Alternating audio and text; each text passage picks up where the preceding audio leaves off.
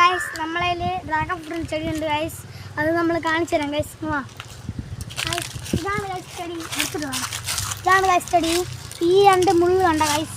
ഈ മുള്ളിൻ്റെ ഇവിടെയാണ് ഗൈസ് വരുന്നത്. അത് അമ്മ കാച്ചിലുണ്ട് ഗൈസ്. 2 കാച്ചു ഗൈസ്. ആദ്യം 1 കാണിച്ചു തരാം ഗൈസ്. ഗൈസ് കണ്ട ഗൈസ്.